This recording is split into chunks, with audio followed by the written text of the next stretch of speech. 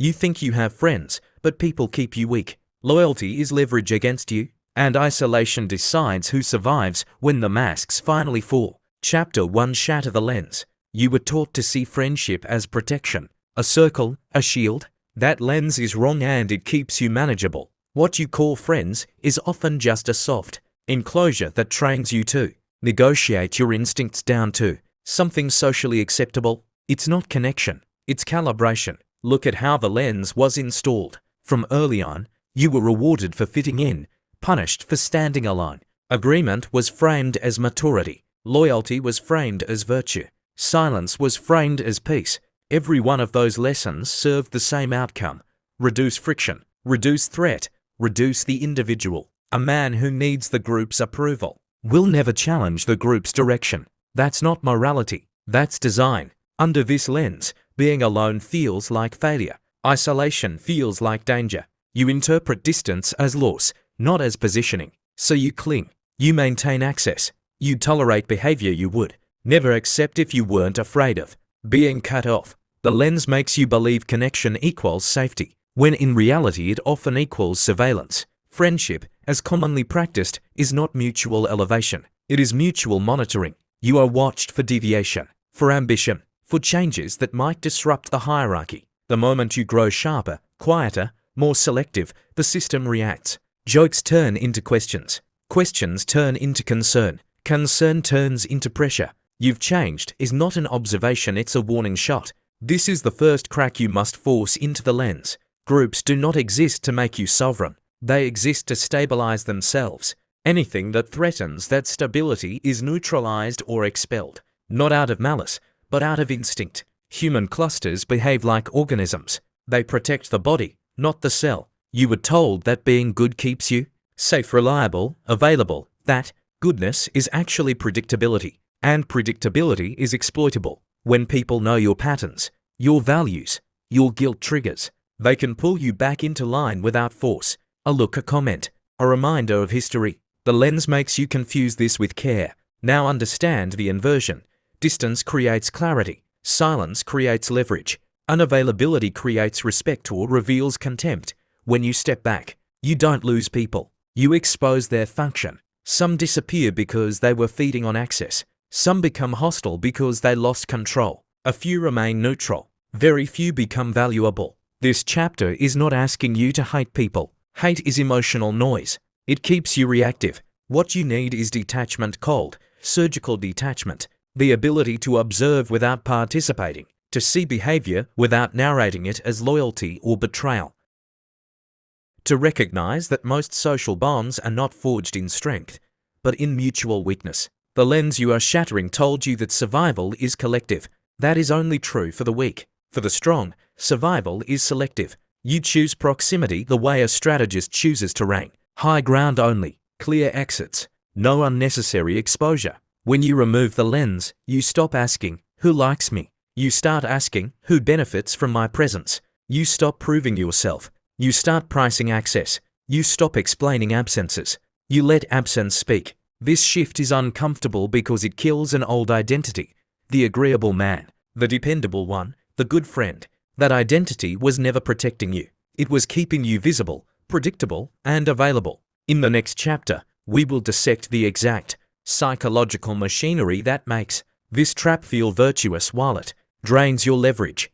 Chapter 2: The Extraction Mechanism. Every system that wants something from you must first convince you that giving is noble. Friendship does this quietly. No contracts, no threats, just expectations wrapped in sentiment. This is the extraction mechanism, and once you see it, you can't unsee it. The mechanism runs on three currencies: time, emotional access, and compliance. None are taken by force. They're volunteered. You show up, you listen, you adjust, you compromise, not because you're weak but because you were trained to. Associate refusal with moral failure. The system doesn't need to overpower you. It only needs you to feel guilty for protecting yourself. Time is the first drain. Casual messages, favors, meetups, obligations with no strategic value. Each one looks harmless. Together, they fragment your focus. A distracted man is easier to manage. He never builds momentum. He never disappears long enough to become dangerous. He is always reachable, always interruptible, always around. Next comes emotional access. You are encouraged to share, to vent, to explain yourself. This is framed as trust. In reality, it's data collection. The more people know about your fears, desires, and internal conflicts, the easier you are to predict and influence. You call it bonding. Strategists call it exposure. Then comes compliance, the final product. Once time and access are established, behavior follows. You start softening decisions to avoid tension. You delay moves to avoid questions. You downgrade ambition to remain relatable. No one orders you to do this. The mechanism works because you do it to yourself. The most effective part of this system is reciprocity. I was there for you, a sentence designed to freeze you in place. Past favors become future leverage. You feel indebted, even when the exchange was never equal. This is how men stay stuck in social contracts they never consciously agreed to. Guilt is the lubricant. It keeps the gears turning smoothly. You feel guilty for being busy, guilty for pulling away, guilty for changing. The system teaches you that growth without permission is betrayal, that independence is selfish, that sovereignty is arrogance. None of this is true, but truth is irrelevant if the emotional hook is deep enough. Notice how resistance is framed. When you stop responding quickly, you're cold. When you say no, you're different. When you prioritize yourself, you're losing touch. Language is weaponized to pull you back into alignment. Labels replace arguments because labels trigger shame faster than logic. Here's the core realization. Most people don't want you powerful. They want you consistent. Consistency keeps the hierarchy stable. A man who outgrows his environment destabilizes it, so the extraction mechanism intensifies right before you break free. More contact, more concern, more nostalgia. The net tightens as you try to rise. This is not conspiracy. It's instinct. Humans protect familiar structures because familiarity feels like survival. Your evolution threatens that illusion. So the system reacts the only way it knows how, by reminding you of who you used to be. Once you understand the mechanism, you stop moralizing it. You don't get angry. You don't explain. You simply reduce inputs. Less time, less access, fewer reactions. The system weakens when it's starved. Extraction only works on open systems. Close yourself, not emotionally, strategically. In the next chapter, you'll learn to identify the behavioral patterns and archetypes that rely on this mechanism to survive around you. Chapter 3. The useful types. Stop thinking in terms of good people and bad people. That framing is sentimental and useless. Power analysis requires classification. Behavior reveals function. Function determines proximity. This chapter gives you the taxonomy. First, the dependent. This type survives by attachment. They need your presence, your validation, your availability. They drain slowly, not aggressively. Their weapon is need. If you pull away, they destabilize. Anxiety appears. Questions multiply. You are not their friend, you are their stabilizer. Dependents resist your growth because your ascent increases the distance they cannot cross. Second, the validator. They mirror you when it's safe. They praise you when you stay within bounds. Their support is conditional. The moment your ambition exceeds their comfort, admiration turns into subtle sabotage, jokes, doubt. Be realistic. Validators are loyal to equilibrium, not to you. They clap until you threaten the ceiling. Third, the competitor in disguise. This one is dangerous because they smile. They track your moves. They remember details. They ask questions framed as curiosity. Your progress is data. Your setbacks are relief. They don't oppose you openly because opposition reveals position. Instead, they stay close, waiting for advantage. Proximity is their camouflage. Fourth, the nostalgic anchor. They remind you of who you were. Old stories, old labels, old mistakes. Their function is gravity. They pull you backward using memory as a chain. You're not that guy. Remember when. Nostalgia is not kindness. It's containment. Fifth, the transactional ally. This type is neutral until proven otherwise. They engage based on exchange, not emotion. Clear boundaries, clear value. These are not friends in the sentimental sense, but they are the only ones capable of respecting sovereignty. They don't guilt. They don't cling. They recalibrate or they leave. Here's the critical rule. Never judge these types morally. Judgment blinds you. Observation sharpens you. Each type behaves exactly as their survival strategy demands. Expecting otherwise is naivete. Watch how they respond to 3 tests: your absence, your success, and your silence. Absence reveals dependency. Success reveals envy or alignment. Silence reveals who needs access to feel secure. You don't need confrontation. Behavior under pressure tells you everything. Most men fail here because they personalize reactions. They feel hurt, betrayed, confused. That emotional fog keeps them entangled. Detachment cuts through it. You are not rejecting people, you are reorganizing your perimeter. This is where the illusion of no friends collapses into something more precise. It's not about having none. It's about refusing unmanaged proximity. Random access weakens you. Controlled access fortifies you. In the next chapter, we deepen the threat. History, hierarchy, and human nature will show you why groups punish deviation and why lone operators have always been treated as dangers before they are treated as legends. Chapter 4. The threat expands. Every era pretends it values independence. Every era hunts it. This contradiction is not cultural, it's biological. Groups survive by cohesion. Cohesion demands conformity. The man who refuses alignment becomes a variable, and variables are threats. Look backward. Tribes exiled the non-compliant. Empires crushed internal dissent before external enemies. Guilds blacklisted innovators who bypassed their rules. The pattern is consistent. Power structures tolerate difference only when it can be absorbed. When it can't, it's neutralized. Not always with violence, often with ridicule, isolation, or moral framing. Modern society is more polished, not more merciful. The punishment is psychological. Social exclusion, character assassination, whisper campaigns disguised as concern. You're not dangerous because you're aggressive. You're dangerous because you're unpredictable. Unpredictability breaks coordination. Human nature hasn't changed. People say they want leaders, but they only follow those who affirm their worldview. The moment a man rises without asking permission, the crowd reframes him arrogant, cold, unrelatable. These labels don't describe behavior, they signal threat level. Understand this. Groups select against sovereignty. A sovereign man doesn't need consensus. He doesn't mirror values for safety. He doesn't explain moves in advance. That independence destabilizes hierarchies built on shared illusion. So the group applies pressure not to destroy him outright, but to bend him back into shape. This is why betrayal rarely looks like betrayal. It looks like advice, warnings, for your own good. The goal is to slow you down, soften edges, reinsert you into the rhythm of the group. If that fails, the tone shifts. Distance becomes disloyalty. Silence becomes hostility. You are recast as the problem. History rewards those who withstand this phase, but history also buries those who don't understand it. Lone operators who survive do not fight the crowd emotionally. They don't argue narratives. They don't seek vindication. They simply outlast. Isolation, then, is not the threat. Exposure is.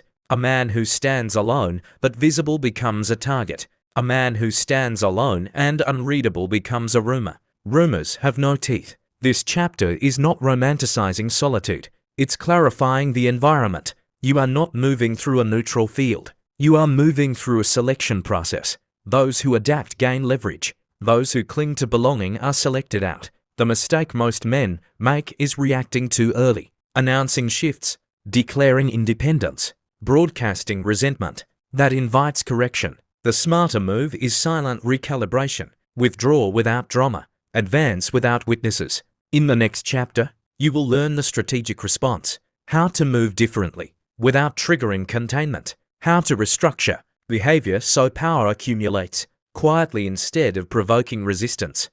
Chapter 5. Strategic withdrawal. Withdrawal is not escape, it's repositioning. Weak men disappear emotionally and stay visible physically, still talking, still reacting, still explaining. Strong men do the opposite. They reduce exposure while maintaining optional access. This is not antisocial behavior, it's perimeter control. The first move is silence, not announcement. You don't declare distance, you create it. Fewer messages, slower responses, neutral tone, no justifications. Explanation is a request for permission. You are not asking, you are reallocating attention. Next is schedule hardening. Your time becomes structured and scarce, not busy, but occupied with priorities that don't invite negotiation. When time is predictable, it's harvestable. When it's guarded, it gains value. The goal is not to look important. It's to become unreachable by default. Then comes emotional austerity. You stop narrating internal states. No venting, no self-disclosure unless strategically chosen. This starves the data stream. Without insight into your motives, others can't calibrate pressure. Mystery is not deception, it's defense. Notice the reactions. Some people escalate contact. Some guilt trip. Some withdraw. This feedback is intelligence. You don't confront it, you log it. Strategic withdrawal reveals who needs you weak and close, and who can tolerate distance. The critical error is hostility. Hostility signals engagement. It invites countermoves. Cold neutrality disarms. You are not angry. You are unavailable. That distinction preserves optionality. Allies, if any, are chosen after withdrawal, not before. Only those who adjust to your new posture without protest earn continued access. Anyone who demands the old version of you has disqualified themselves. This phase feels empty because you are exiting a noisy system. The silence is not loneliness. It's signal clarity. For the first time, your actions are not distorted by constant input. Momentum begins here. In the final chapter, the old identity dies completely. The good friend, the accessible man, the moral volunteer removed, replaced with something colder, lighter, and far harder to control. Chapter 6: Identity Death and Replacement. You cannot carry the old identity into a new position. It will sabotage you from inside. The good friend identity was built for acceptance, not survival. It optimized for harmony, not leverage. This chapter is where it dies quietly, without ceremony. Identity death is not emotional, it's operational. You stop performing roles that no longer serve your trajectory. You stop being the listener, the fixer, the reliable presence. Not because you are cruel, but because those roles trained others to see you as infrastructure, not as a variable force. The old identity clings through habit. You feel the impulse to respond, to explain, to smooth tension. That impulse is conditioning. Ignore it. Every time you override it, the old self weakens. Discipline replaces instinct. The replacement identity is not loner or alpha. Those are costumes for insecure men. The true replacement is the sovereign operator. Man whose default state is self-directed. He does not announce values. He enforces boundaries through behavior. He is neither warm nor hostile. He is precise. This man measures relationships the way a strategist measures alliances. By cost, by risk, by return. Sentiment is secondary, not absent but subordinated. Emotional indulgence is allowed only when it doesn't compromise position. With this identity comes a new social posture. You are calm in rooms where others posture. You listen more than you speak. When you speak, it's brief. You do not seek resonance. You create it. Scarcity of words increases their weight. The fear most men have here is becoming empty in reality. You become lighter, less entangled, less reactive. The noise of constant social maintenance disappears. What replaces it is optionality, the ability to move without consensus. Some people will label this coldness. Let them. Labels are coping mechanisms for those who lost access. You are not here to be understood. You are here to be effective. This identity does not isolate you permanently. It filters. Over time, only a few remain, those capable of respecting distance, power, and silence. These are not friends in the childhood sense. They are aligned entities, rare, replaceable, valuable. The transition completes when you no longer feel the urge to be seen as good. You are comfortable being accurate instead. Accurate about people, about incentives, about yourself. One chapter remains, a final warning. A line between observers and executors. Those who hear this and return to comfort will dissolve back into the crowd. Those who act will move into a different tier entirely. Chapter 7, Final Warning. Choose your tier. This is the last division. Not between good and bad, but between those who consume ideas and those who reorganize their lives around them. Most men stop here. They feel the clarity, then retreat to familiarity. Comfort is the most efficient leash ever built. Understand the warning. Once you see the structure, you are responsible. You no longer get to claim ignorance. Every time you overexpose, overexplain, or overextend, you are choosing the lower tier deliberately. Not because you must, but because it feels safer to be managed than to be alone. There is no applause at the upper tier. No validation, no crowd energy. Power accumulates in silence. The men who operate there are not popular. They are referenced, consulted, avoided. Their absence changes. the room more than their presence ever did before. If you return to old patterns, the system will welcome you back instantly. That's how you know it was never love. It was access. You will be praised for being yourself again, which really means predictable, reachable, controllable. If you don't return, resistance fades, not because they respect you but because they adapt. Life moves on. It always does. The fear of permanent loss is exaggerated by dependency. Independence reveals how temporary most bonds actually were. This is not a call to reject humanity. It is a call to stop bleeding for it. The world does not reward sacrifice without leverage. It rewards positioning. Men who understand this rise quietly while others argue morality on the ground. So choose, remain socially fed and strategically starved, or step into controlled scarcity and let power recalibrate around you. No announcement, no manifesto, just action. This is where the content ends. The rest is execution.